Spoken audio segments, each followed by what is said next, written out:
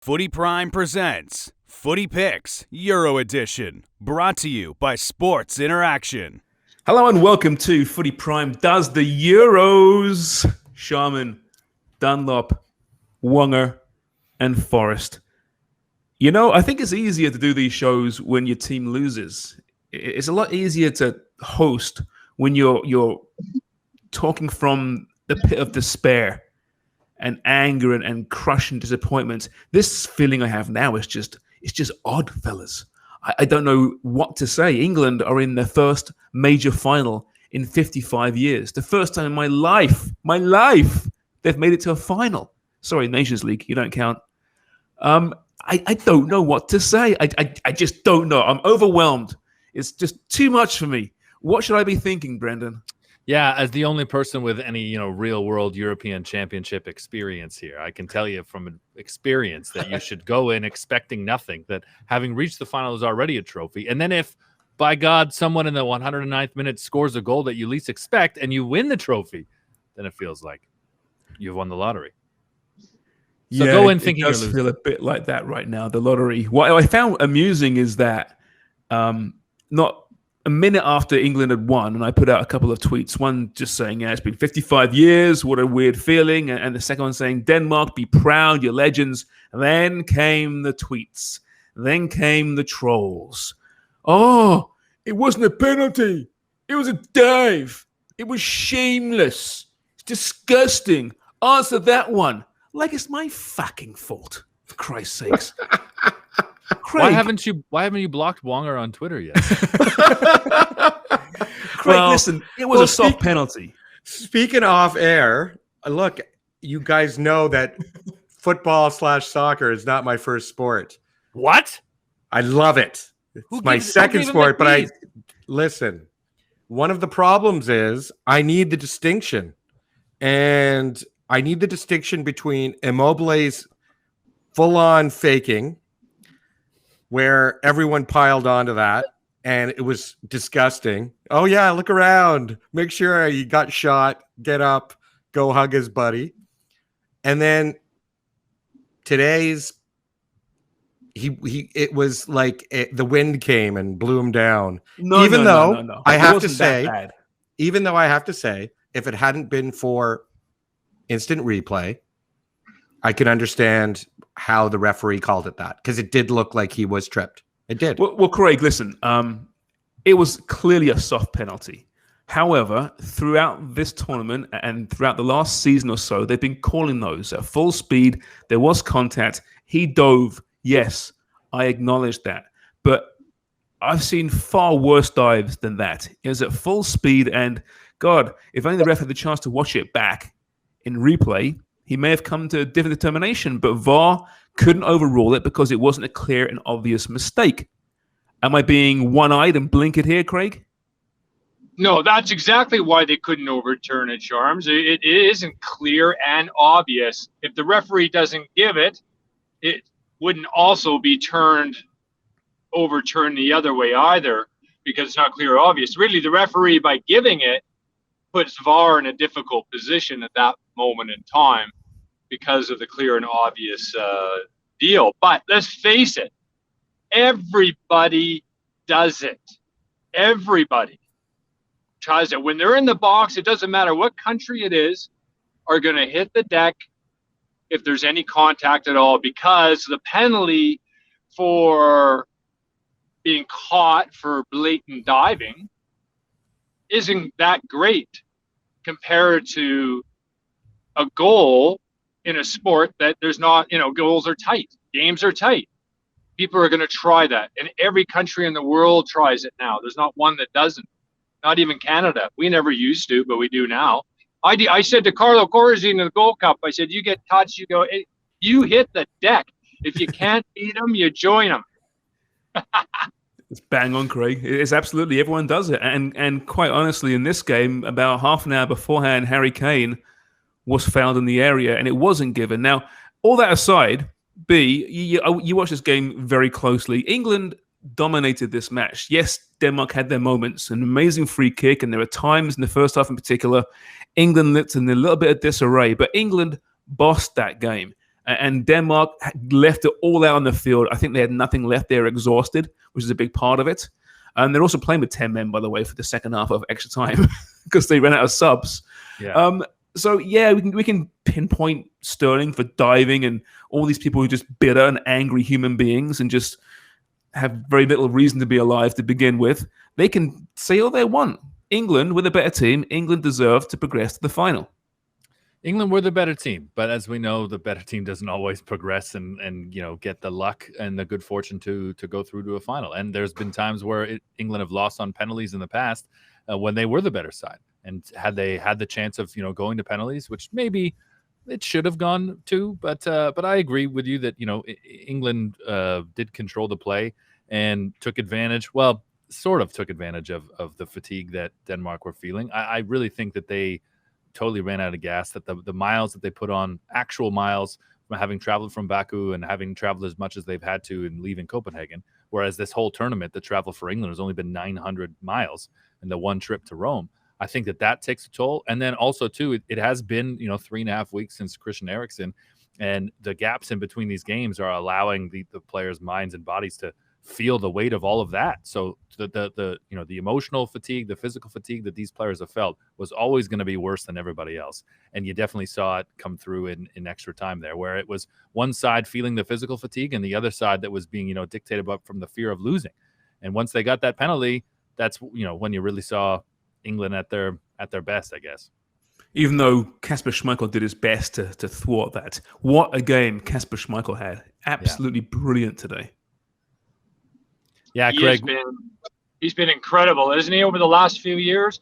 I mean, that goalkeeper, I followed his career, obviously, and, remember pictures of seeing him with his dad at Old Trafford when he was really young.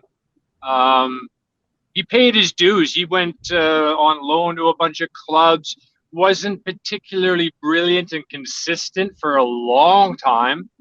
And then really it wasn't until Leicester where he really found himself really and consistently as he got older. And this happens generally to a certain extent. Goalkeepers get better. And with all the experience he's had and Leicester winning it at 5,000 to 1, he's going into that game and he's like, lads, this is nothing. It's a 90-minute game. This is anybody. Wow, Craig's Danish has gotten really good, guys. Did you notice that? You broke up a little bit there, but I'm sure we can fix that post. This team was a great story, and I think in many ways, when we look back on the Euro, no matter who wins it, a large portion of the football community will look back at it as Denmark's Euro, given what they went through from the Eriksen and how they performed and just the football they put in and how Mikkel Damsgaard is now a star in European football. If you didn't know his name before this tournament, I didn't really know his name before this tournament. I did some research. Oh, this guy's apparently pretty good. Some people rate him. He's a star. And, look out for next season. I hope he can not become the next Renato Sanchez and actually put together a few seasons back to back because he was brilliant. Jack Grealish was supposed to be that guy as well. And Jack Grealish is listen, he was smiling post-match, but I know Gary Neville said he might be a bit embarrassed in that he was subbed on, did a really good job, I thought, won free kicks, did nothing wrong, and then due to the formation change in extra time, he was then brought off by Gareth Southgate, just showing how ruthless I think Southgate can be as well. It wasn't because of a performance issue, it's because of a technical issue with he won't fit into that 5-man defense and that system. Man, Southgate hasn't done a thing wrong, has he? Including that. I mean, he's definitely made decisions pre-match that have made everyone question why on earth he's had the job or what he must be thinking. But you're right. It worked out in the end. And I think that's probably why, Grealish can laugh and smile. They're going to a final. And he knows truly that Jack Grealish, that he played a big part in them getting this far. And, maybe didn't leave his mark on this match as he had in the previous games. To me, the standout thing is, and I'd said this on Headers and Footers as well, is that, another example that Southgate seems to be allergic to playing Foden and Grealish together. And I don't know why that's the case. I would love to see them out there together and see what they can do. But I understand why he, wanted to go back to the 3-5-2, 3-5-1, 3-4-3. I don't know what it was. But it's because he won't play Foden and Grealish together. He wants Mount in there, right? That's his most important player outside of Harry Kane. and he's done nothing wrong. Everything he's done has worked so far. Well, I have to say he's done one thing wrong. Southgate dresses like a banker out there. It is not the right look, and the Danish coach looked like a laid back architect out there. I was sitting there going, these guys aren't dressed up like soccer coaches. This is not good wear. Little white pocket square. He literally looked like he just gone to a job interview. But aren't all Scandinavian men with the appearance of six-figure incomes architects? They could be, yes. Right? Yeah. Furniture designers.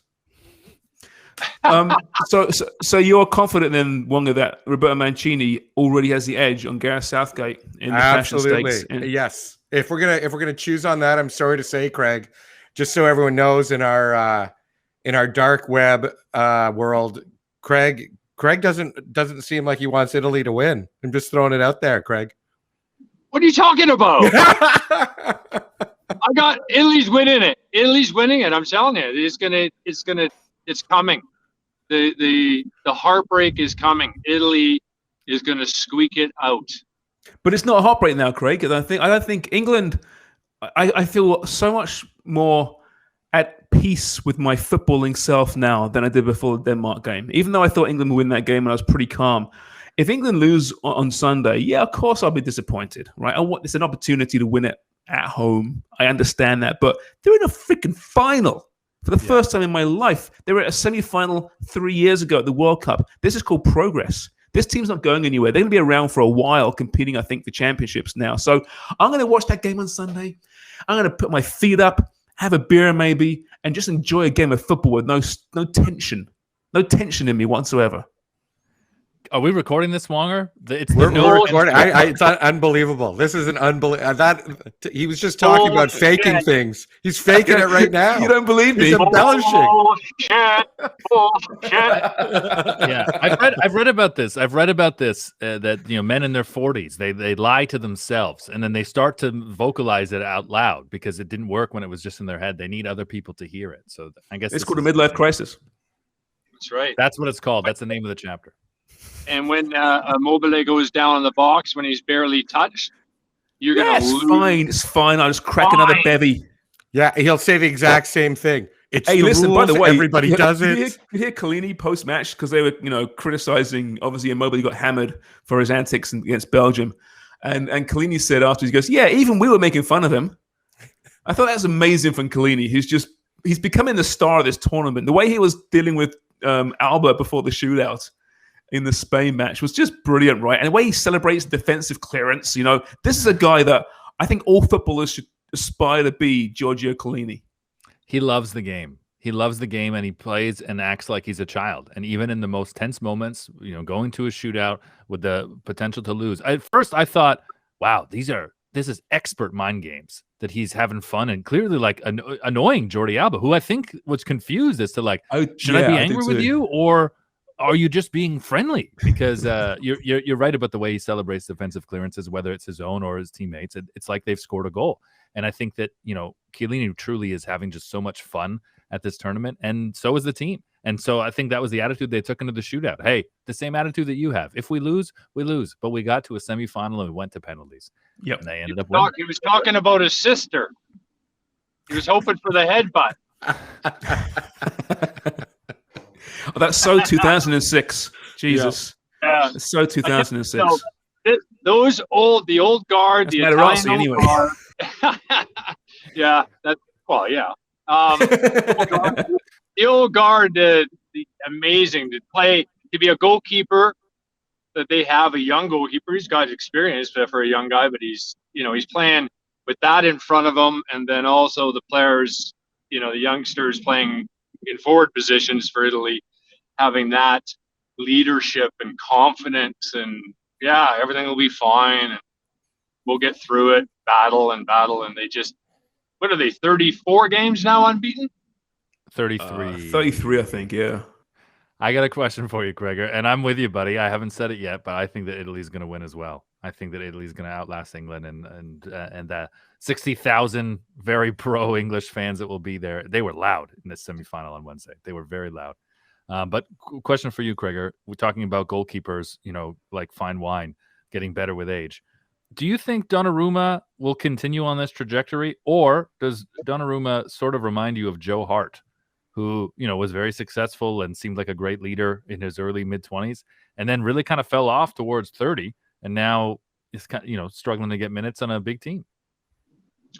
Well, that'll be all up to him. It wouldn't be the first. It won't be the last. Then if you're looking for longevity in Italy, then your benchmark is Buffon, and that's an impossible task, really, if you're going to use that as longevity, because it's just not normal. But he has everything it takes at this stage. Will he burn out? I've seen goalkeepers burn out at young ages as well. And hopefully he doesn't, but he's certainly got the attributes. He's a monster of a goalkeeper. He's going to PSG too, which I find disappointing. Yeah. Go to a real league. He wants to win the Champions League. For the money. Oh, he's going to be. He's 22, right? He's rich. He's rich. He's going to be rich beyond belief. Go to a real league and a real team, not some contrived nonsense. Hold Pissing on off the French fans out there. Yeah, a Canadian won it this year. No, it's a good league. That's right. Oh, yeah. That's right. Little one. Yeah, they're the upstarts. Maybe Messi's going there too. By the way, Jordan Pickford today looked pretty shaky. His distribution was just terrible. And he's had a pretty solid tournament so far, but he was obviously the one before the tournament, the big question mark, England's goalkeeping. And I wonder if the occasion got to him a little bit. I know Gary Neville on ITV and over here, Stevie Colbert were very harsh on him conceding that goal today from the free kick, which was a great free kick from Damsgaard, I know, but I thought the wall was the way it moved was very clever. Maybe we'll discuss that in some future pod. We'll get Craig to break down walls and defending free kicks. We'll get a camera out on the field, Wonger, and we'll be the wall. Yes. And we'll get Dick here to punt free kicks at Forest. Yes, that sounds perfect. While we stand there holding our nuts. Don't disagree. Why? Don't say why are we the wall? You know why? Yeah, I understand why we're the wall, but we're also the television faces here. Why are we putting ourselves at great risk? You'll be crazy to stand there. You would. No, I'm going to be the draft excluder on the bottom. I'm fine. I saw that guy. He's lying down at the back like he was taking a photo for Sports Illustrated. That has become more and more. That has become more and more popular. It used to be like you would see that, a couple of maybe once a week across 5 leagues. Now I feel like you see that, several times a weekend or maybe even once a game. Mm-hmm. Yeah, it's kind of ridiculous, isn't it? Really, but all because of who was it? Was it Modric kept scoring goals under there? Who was it? Someone? Tony Cruz? Maybe it's Tony Cruz. That same period at Real Madrid. Yeah, it was. Yeah. Anyway, what a tournament it's been. Let's hope for a great final. 2 teams that, I think are quite similar in many ways. I don't think you'll see one of them sitting deep and just, say, hey, take the ball, even though I know Italy did that against Spain. I think we're going to see 2 teams pretty much in the front foot. And it will cap what's been just a superb tournament that we've really needed. Favorites? Who's favorite for this final, courtesy our friends at Sports Interaction? England are the slight favorites. I was surprised overall. Okay. So England's at plus 144, Italy at plus 170. So it's really tight. Anyway, Craig, thank you. Punters, thank you. Wonga, thank you. We'll recap what's been a great tournament. Maybe not Sunday, but Monday sometime, perhaps. Maybe Tuesday. Just follow your socials and we'll let you know. Till then, cheers for listening.